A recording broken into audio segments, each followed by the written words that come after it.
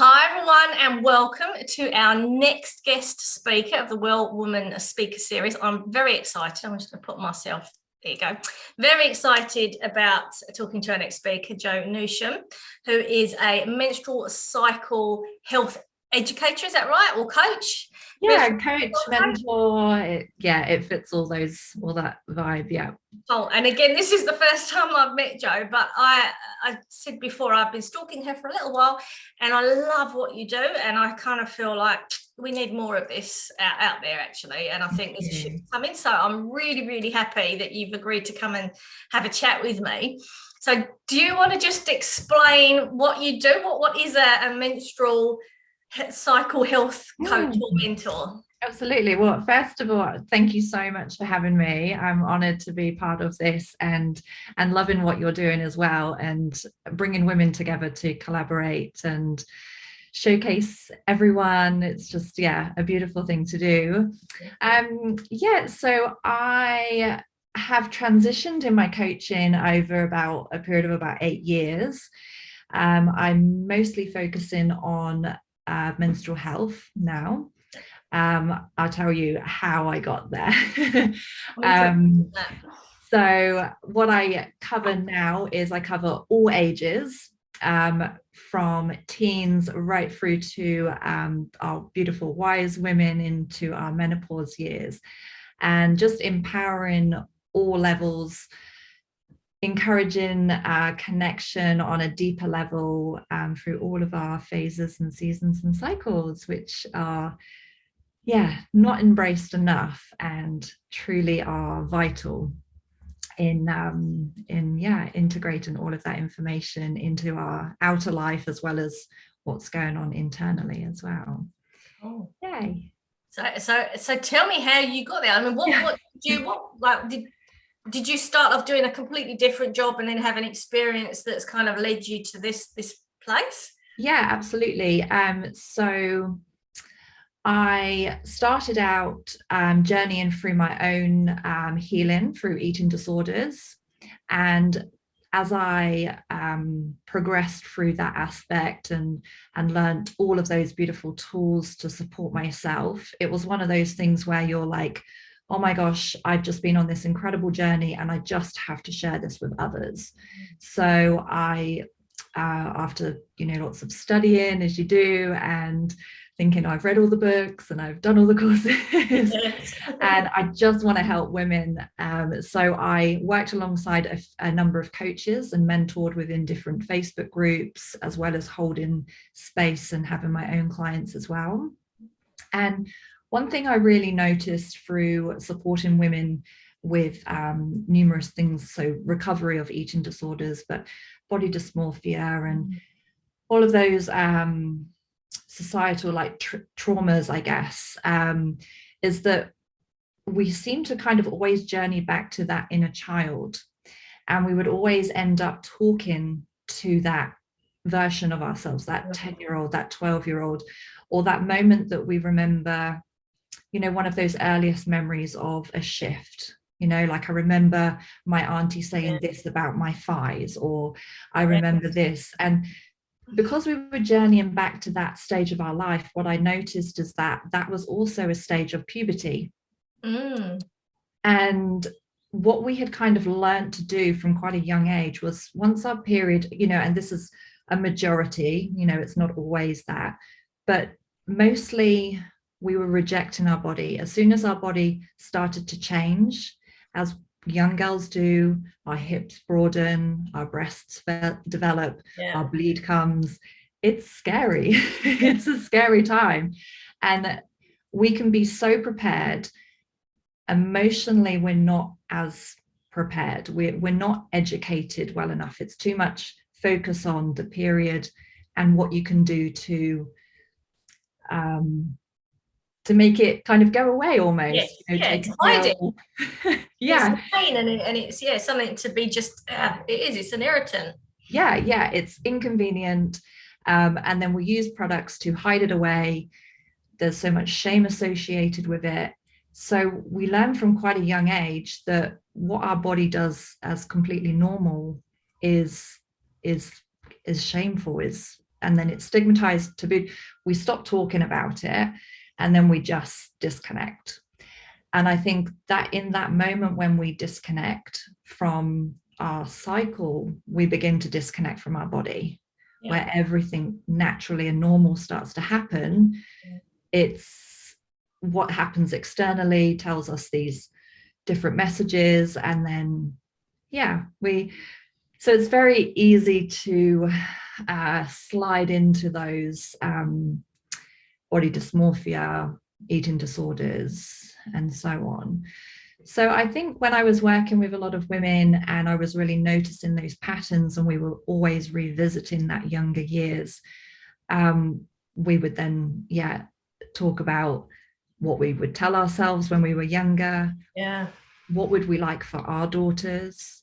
And having a young daughter myself, I'm so mindful of what my language is, how my relationship is with food, with my body, and all of that.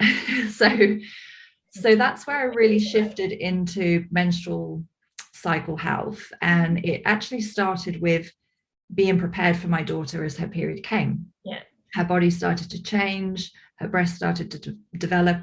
I knew her period was going to arrive, within about a year. So I started to create a box, put in little products in there, and but thinking like, not just, she doesn't just need, some pads and some period wear. She needs chocolate. She needs things to make her body feel good. She needs ways to connect. So how do I get her to connect with her body? So then I was like, okay, cycle tracking, perfect.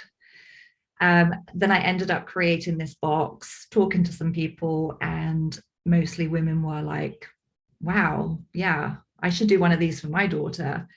So that kind of birthed the idea of my product, which is I Flourish Box. Yeah.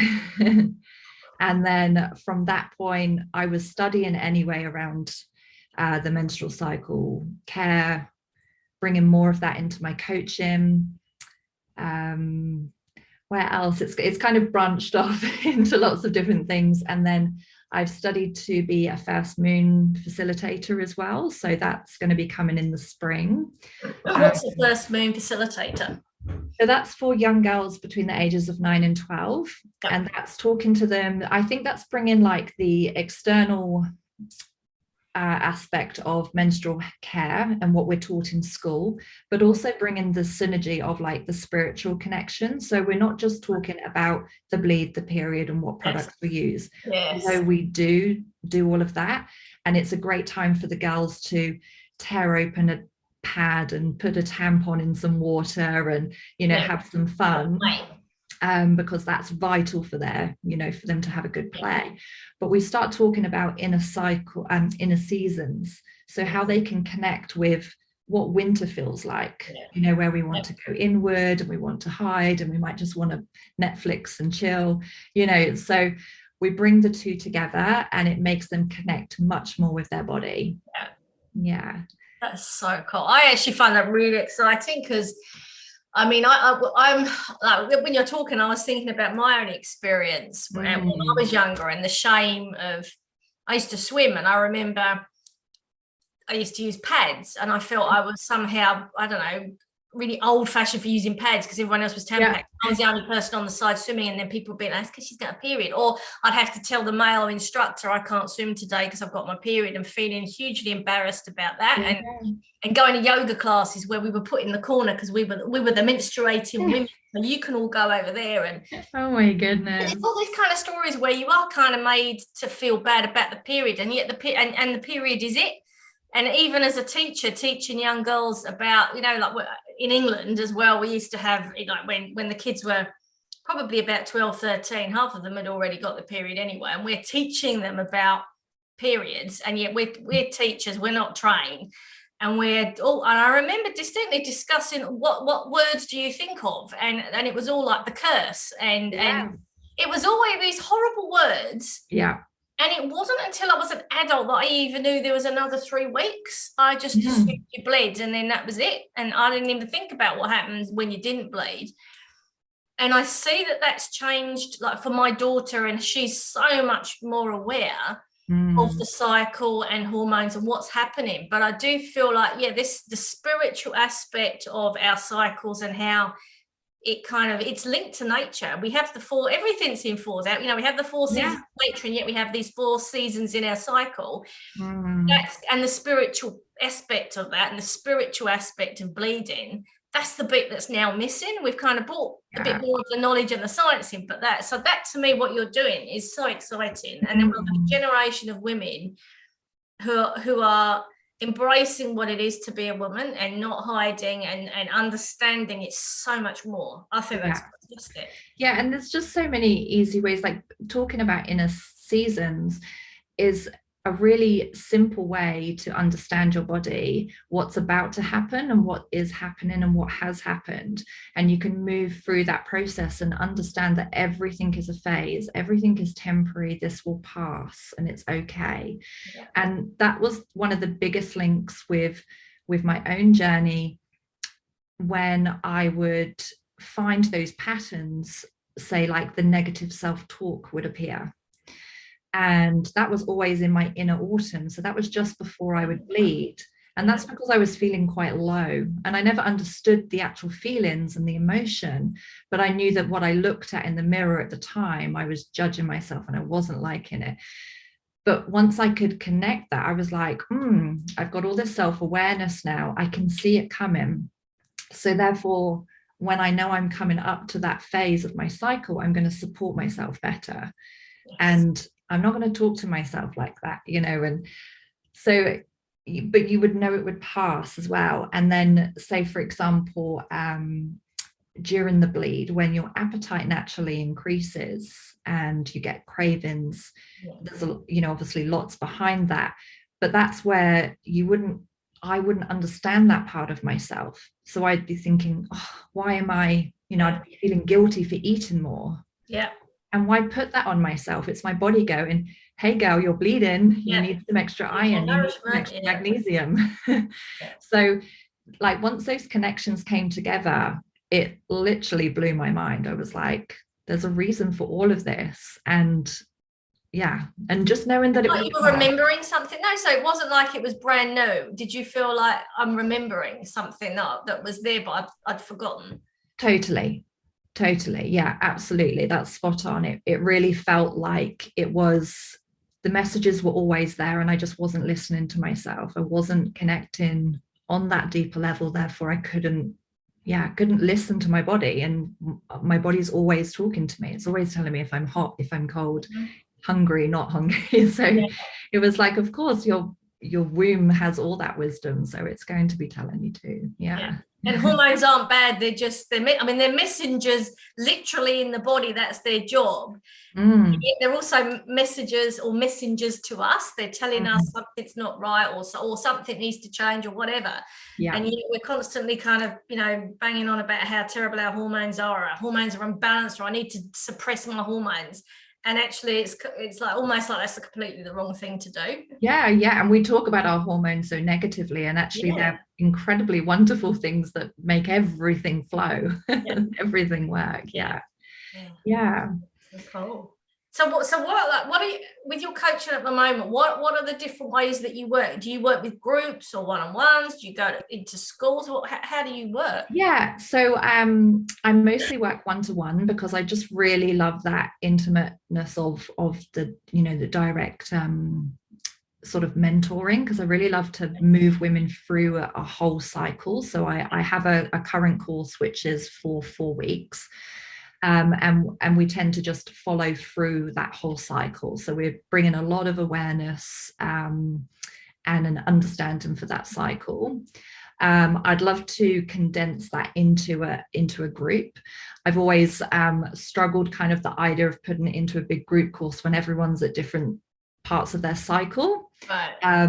But I think we just follow a general theme of starting at our at our menstrual cycle day 1 and just following through, and then there'd be work for women to do around that. So it's doable, but I'm just still working on it. I hold women's circles in my home in Christchurch, and also I'm looking to do the first moon circles as well, but I would love that to move around New Zealand as well. And yeah. Would that be like, would you ever see yourself working in a school, or is that like when you're moving around doing the first moon, is that going to be, where would you do those? Yeah, I would love to be able to bring first moon circles into a school education format. Absolutely. It's definitely possible. It's just there's always a little bit of backlash with funding and how that looks. I've got many ideas, as you do, with sort of social enterprising part of that as well, and looking into funding on how I can make it available for everyone, because that's one of my biggest hang-ups is bringing women together and thinking this should all be available for free all the time. Meeting up in circles and holding space for women, it sometimes just makes me feel like, yeah, you shouldn't have to rock up and pay money to come to this. It's almost like that's actually a movement, isn't it? Yeah. Really? Yeah, but also understanding that, as coaches and mentors, this is our job and we've worked hard for that, and we have to apply a fee. So I've got a retreat coming up in, I think, November, which is also in Christchurch, right. and that's over 3 days, 2 nights, and that will take us on a journey from our menarche, so our first period, right through to whatever stage the woman is at that time, and that's journeying into rewriting the narrative, so that not only we can honor and love ourselves on a deeper level, that we can go through and pass that on to our daughters, our nieces, our grandchildren, and so forth. So, and is that just for women, or is that for women to bring their daughters? That's just for women. So yeah, it's like it's a retreat, so there's definitely lovely, beautiful, relaxing aspects to it, but there's a lot of work to do as well. There's a lot of immersion. So yeah. Oh, and what the women's circles, what do you do in the women's circles? So in the women's circles, there's a general topic which will be in relation to menstrual cycles, so that will change monthly. We recently were talking about our language around periods, so we were having a bit of a laugh about the names that we would call. Yes. Some new ones I'd never heard of. I was like, wow, that's interesting. Oh my gosh. The blob, and yes, the painters are in. I remember that one. yeah, like, oh my goodness. And it was just so fascinating as well, because it was like, we use this language. It's like when women pull women down, it's like, come on, we have a job to rise together, to say the right words, to support ourselves and other women. So so we also drink cacao. We drink a lot of cacao in the circles. I swear by nourishing the body with what it requires, and often that is chocolate, but cacao obviously is a rawer form and full of magnesium and iron and all the good things. So we on a spiritual level as well, it's a nice heart opener. So it really lets us just, I think most of the women turn up, hold their cacao, and they're like, oh. It's that instant, like, a bit like a glass of wine at the end of the night, but it's more relaxing. And then we just hold space. If women want to talk about something in particular, every woman is given the opportunity to be seen and to be heard. Sometimes some women don't want to say anything. That's absolutely fine. They're there just to hold the space. And then other weeks, they're the ones who want to speak, and it's interesting because it all depends on where women are in their cycles. You often find the woman who's got everything to just let go of. You're like, where are you in your cycle? And they're like, oh god, you're day 2. You're like, yeah, release, darling. So it's really beautiful. Yeah, and then we often do a womb meditation. Sometimes we do affirmations. Have a beautiful friend called Lisa Tregenza. She often does yoga for us as well. Yeah, so it's just a bit of a mixture. Sometimes I have a plan and the plan doesn't happen because the women are just, you know, supporting themselves, and we're just moving through something that comes up. So yeah, it's lovely to hold that. That's awesome. And the I Flourish box, is that something that people can order online somewhere? And is that mainly for kind of pubescent girls, or is that for anybody? Yeah, so yeah, it's hard to switch off from that service and product mode sometimes. But yeah, I Flourish box, you can order them online, so iflourishbox.co.nz. Those boxes, you can select to have it as a period care box, so it can suit anyone at any age. If you look at the contents, it's really suitable for everyone. Some of the literature that I put in there is focused on young girls starting their periods, so it's also something that you can purchase before, and they can learn to start tracking with the moon instead of their cycle, just to kind of go with that. There's a new product that I've just recently launched on there as well, which is a shaving box. So it's like a first shaving box. It's all eco-friendly.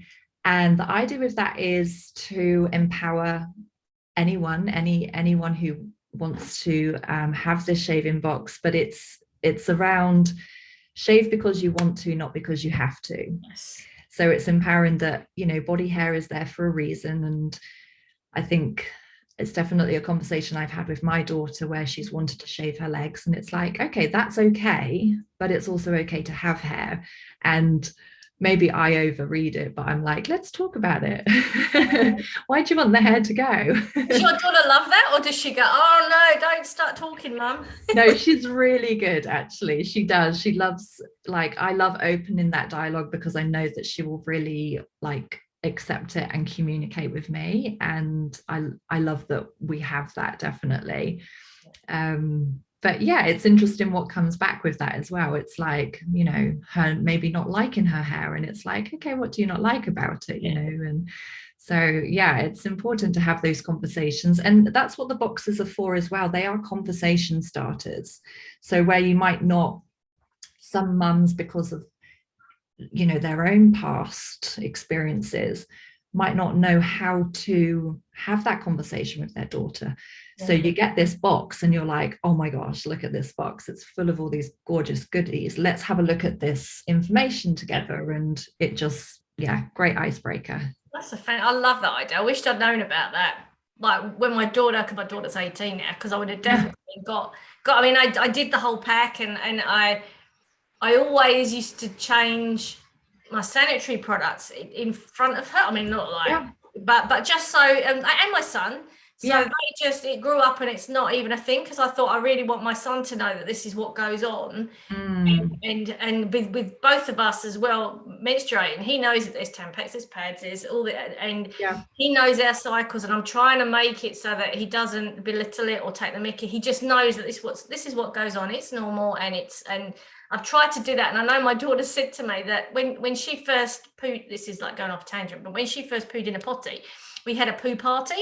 Yeah. Right? And she said to me when she was about 12, you're not having a period party. If you have a period party, I'll never forgive you. And I thought, yeah, it's got to be about you, not about me. And so we didn't, but I kind of wanted to kind of turn it into a celebration rather than something to be, because I remember being horrified, and when I was a teenager, and my friends not talking to me because they were jealous, and it was really weird. And I thought, I want her to celebrate it and see it as like a sacred moment of being a woman. So I think the I Flourish box is a brilliant idea in order to just kind of make it special, as well as having it as a conversation. I think it's brilliant. I've had lots of dads purchase it too, dads who are raising girls. Awesome. And for them, it's like the feedback I've had from them is just like, oh my gosh, thank goodness you exist. Because you know, yes, they can be there to support, but they need supporting too. you know, and they wouldn't have had the education when they were younger. Boys aren't educated about it at all.